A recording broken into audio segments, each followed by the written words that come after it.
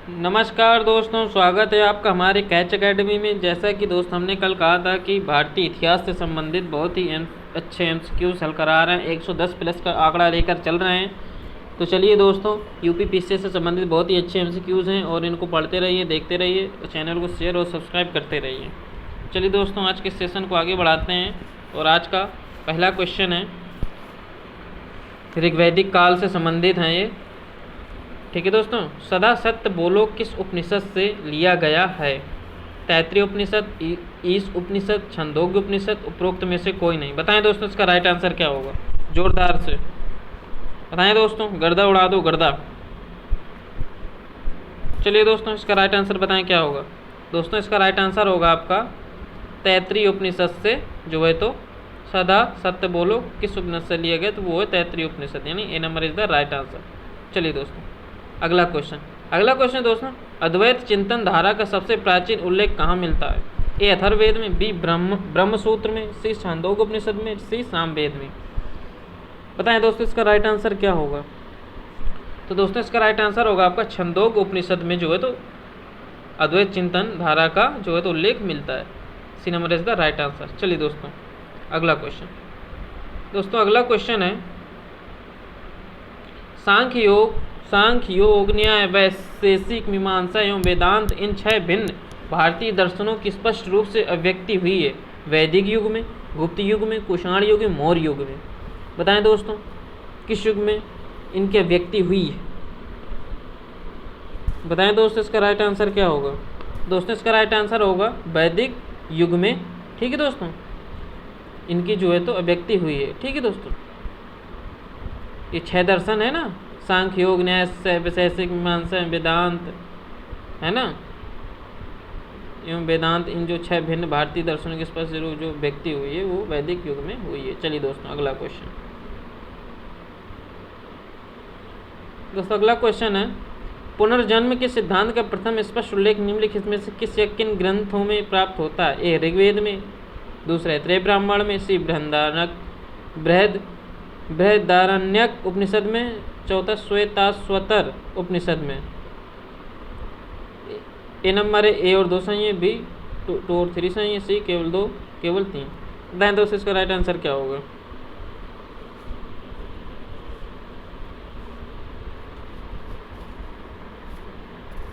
जी हाँ, बताएं दोस्तों, इसका राइट आंसर क्या होगा? दोस्तों, इसका राइट आंसर होगा आपका, पहली बात तो आपका क्या है, ऋग्वेद नहीं है, ये भी उपनिषद नहीं है, श्वेताश्वर उपनिषद नहीं, आपका क्या है, त्रय ब्राह्मण। ठीक है दोस्तों, इसका उल्लेख है केवल 2, यानी कि C number is the right answer. चलिए दोस्तों, अगला क्वेश्चन है दोस्तों, ऋग्वैदिक कालीन आर्यों की पहचान किससे नहीं थी? ए इंद्र से, बी मरुत से, सी सोम से, डी शिव से। बताएं दोस्तों, ऋग्वैदिक कालीन आर्यों की पहचान किससे नहीं थी? बताएं दोस्तों, तो है दोस्तों आपका D number is the right answer, यानी शिव से नहीं थी। चलिए दोस्तों, अगला क्वेश्चन। दोस्तों, अगला क्वेश्चन है आपका, वैदिक काल में शासन का प्रधान राजा होता था, जबकि उसकी सहायता करने वाला सर्वाधिक महत्वपूर्ण पदाधिकारी होता था। ए ग्रामीण, बी वज्रपति, सी सेनानी, डी पुरोहित। दोस्तों बताएं, इसका राइट आंसर क्या होगा? दोस्तों, वो होगा आपका पुरोहित। ठीक है दोस्तों, ये जो है तो ये सर्वाधिक महत्वपूर्ण भूमिका निभाता था, ठीक है, राजा को सलाह देने के लिए। चलिए दोस्तों, अगला क्वेश्चन। दोस्तों, अगला क्वेश्चन है, रत्न ही विंसी संहिता में रत्निनों की सूची में कितनी संख्या है? ए राजा सभी रत्निनों के घर जाकर उनसे संबद्ध देवता की पूजा करता था, रत्न राजा के आते थे जहां राजा उसका सम्मान करता था। ए और बी दोनों से उपरोक्त में से कोई नहीं। बताएं दोस्तों, जो रत्न विंसी संहिता में रत्निनों की सूची में कितनी संख्या है? बताएं दोस्तों, इसका राइट आंसर क्या होगा?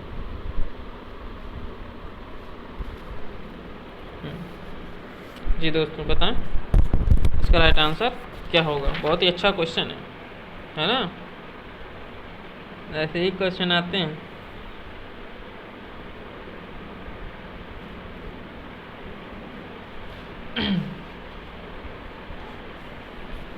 तो बताएं दोस्तों इसका राइट आंसर क्या होगा। दोस्तों इसका राइट आंसर होगा आपका राजा सविरत्न के घर जाकर उससे संबंध देवता की पूजा करता था, यानी A number is the right answer. चलिए दोस्तों अगला क्वेश्चन।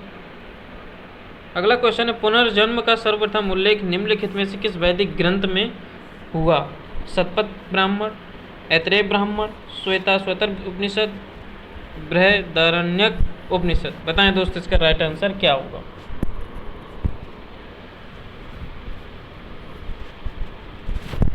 दोस्तों इसका राइट आंसर होगा आपका शतपथ ब्राह्मण, यानी कि number is the right answer.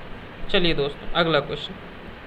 दोस्तों अगला क्वेश्चन है आपका ऋग्वेद काल की स्त्रियों के संबंध में निम्नलिखित में कौन सा कथन असत्य है। ए स्त्रियां यज्ञ अनुष्ठान करती थीं, बी स्त्रियां सभा में भाग लेती थीं, सी स्त्रियां युद्ध में भाग लेती थीं, डी स्त्रियों को विवाह यौनारंभ से पूर्व हो जाता था। बताएं दोस्तों इसका राइट आंसर क्या होगा।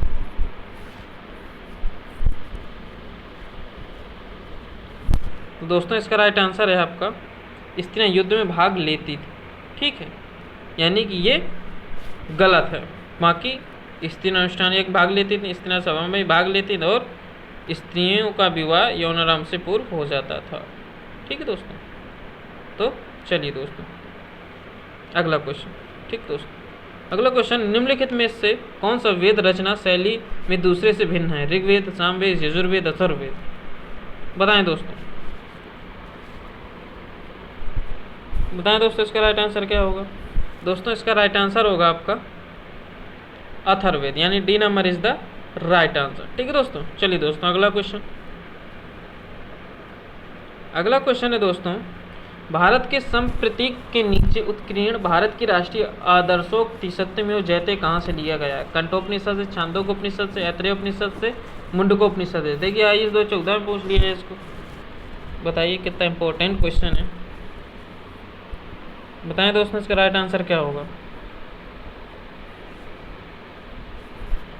दोस्तों सरल सा है, मुंडकोपनिषद से लिया गया है। ठीक है, सत्यमेव जयते। चलिए दोस्तों अगला क्वेश्चन। दोस्तों अगला क्वेश्चन है आपका वरुण जो प्राकृतिक घटनाओं और नैतिक नियामकों का देवता था पर ऋग्वेद में उल्लेखित मंत्रों की संख्या है 250, 200, 114, 30। बताएं दोस्तों इसका राइट आंसर क्या होगा। तो दोस्तों इसका राइट आंसर होगा आपका 114। ठीक है, इनमें इनकी ऋग्वेद में उल्लेखित मंत्रों की संख्या थी। ठीक है, चलिए दोस्तों अगला क्वेश्चन। अगला क्वेश्चन है दोस्तों यूप शब्दावली का तात्पर्य है बलि स्तंभ, भी पालतू पशुओं को बांधने का खूंटा, से हवन कुंड, टी उपरोक्त में से कोई नहीं। बताएं दोस्तों यूप शब्दावली का तात्पर्य क्या है। दोस्तों इसका राइट आंसर होगा आपका बलि स्तंभ था। ठीक है दोस्तों, बलि स्तंभ संबंधित था। चलिए दोस्तों अगला क्वेश्चन धनी शूद्रों का उल्लेख कहाँ मिलता है। ऋग्वेद की 10वें मंडल में, वाजस्नेयी संहिता में, मैत्रेयणी संहिता में, इनमें से कोई नहीं। बताएं दोस्तों शूद्रों का उल्लेख कहाँ मिलता है, धनी शूद्रों का। दोस्तों इसका राइट आंसर होगा को आपका मैत्रेयणी संहिता में धनी शूद्रों का उल्लेख मिलता है। चलिए दोस्तों अगला क्वेश्चन। अगला क्वेश्चन दोस्तों विवाह प्रथा किसने स्थापित की थी। ऋषि चैवन्य ने, ऋषि विश्वामित्र ने, ऋषि दीर्घतमा ने, ऋषि अगस्त्य ने। बताएं दोस्तों विवाह प्रथा किसने स्थापित की थी। तो दोस्तों ये है आपका राइट आंसर ऋषि दीर्घतमा ने। ठीक है, इन्होंने वैवाहिक प्रथा को क्या किया था, स्थापित किया था। चलिए दोस्तों अगला क्वेश्चन। अगला क्वेश्चन है दोस्तों ऋग्वेद में वास गे वाय था। ऋग्वेद में वास गे वाय था बढ़ईगिरी करना, वस्त्र बुनना, रथ बनाना, चमड़े का काम करना। बताएं दोस्तों क्या था वास गे वाय। बताएं दोस्तों इसका राइट आंसर क्या होगा। तो दोस्तों इसका राइट आंसर होगा आपका वस्त्र बुनना। ठीक है, B number is the right answer. चलिए दोस्तों अगला क्वेश्चन। दोस्तों अगला क्वेश्चन है कुशी दिन और वेकनाट शब्द संबंधित है ऋण के व्यवसाय से, वाद्य यंत्रों के व्यवसाय से, नौटंकी व्यवसाय से, इनमें से कोई नहीं। बताएं दोस्तों इसका राइट आंसर क्या होगा। दोस्तों इसका राइट आंसर होगा आपका ऋण के व्यवसाय से, यानी A number is the right answer. ठीक है दोस्तों, आपका A number is the right answer. चलिए दोस्तों अगला क्वेश्चन। अगला क्वेश्चन है दोस्तों, 10 राग युद्ध का वर्णन कहाँ मिलता है? ऋग्वेद के 7वें मंडल में, ऋग्वेद के 8वें मंडल में, ऋग्वेद के 4थे मंडल में, ए और बी दोनों में। बताएं दोस्तों इसका राइट आंसर क्या होगा? तो दोस्तों इसका राइट आंसर होगा ए और बी दोनों, यानी कि ऋग्वेद के 7वें मंडल में मिलता है और ऋग्वेद के 8वें मंडल में मिलता है, लेकिन ऋग्वेद के 4थे मंडल में नहीं है। चलिए दोस्तों अगला क्वेश्चन। दोस्तों अगला क्वेश्चन है, ब्रह्मवादिनी ऐसी महिलाओं को कहा जाता था जो विवाह होने तक शिक्षण ज्ञान करती थी, बी आजीवन अविवाहित रहकर शिक्षा ग्रहण करती थी, ब्रह्म ज्ञान की ज्ञाता थी, कई विवाह करती थी। तो बताएं दोस्तों इसका राइट आंसर क्या होगा? तो दोस्तों इसका राइट आंसर होगा आजीवन अविवाहित रहकर शिक्षा ग्रहण करती थी, यानी B number is the right answer. उन्हें कहते थे ब्रह्मवादिनी। चलिए दोस्तों अगला क्वेश्चन। अगला क्वेश्चन है दोस्तों, आरंभिक वैदिक साहित्य में सर्वाधिक वर्णित नदी है? सिंधु, शतुद्री, सरस्वती, गंगा। बताएं दोस्तों।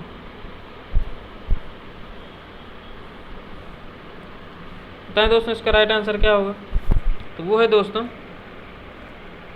सिंधु नदी। ठीक है, इसका सर्वाधिक क्या वर्णन है, ठीक है, वैदिक साहित्य में। चलिए दोस्तों अगला क्वेश्चन।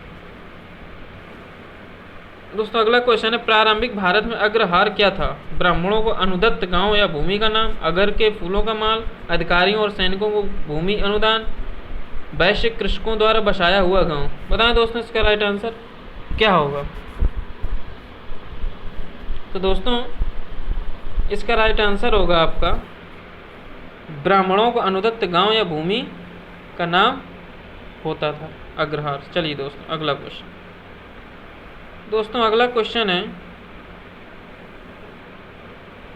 ऋग्वेद के संबंध में निम्नलिखित कथनों में से कौन सा एक सही नहीं है? देवी की पूजा प्रार्थना यज्ञ कर्मकांड द्वारा की जाती थी, देवताओं को शक्तिशाली निरूपित किया गया जिन्हें यज्ञ अनुष्ठानों के माध्यम से मनुष्यों के संसार में अक्षेपित हेतु प्रेरित किया जा सकता था, ऐसा माना जाता था कि जो अपर्ण अग्नि द्वारा उपयुक्त होता है वह देवताओं द्वारा ग्रहण किया जाता है, यज्ञ मंदिरों में संपन्न किए जाते थे। बताएं दोस्तों इसका राइट आंसर क्या होगा, यानी ये कौन सा एक सही नहीं है, ये इसमें चुनना है। ठीक है दोस्तों, तो दोस्तों इसमें से आपका सही नहीं है, यज्ञ मंदिरों में संपन्न किए जाते थे, ये आपका गलत है, यानी कि ये आपका राइट आंसर। चलिए दोस्तों, तो चलिए दोस्तों आज इतना ही, और कल फिर मिलते हैं अच्छे MCQs के साथ।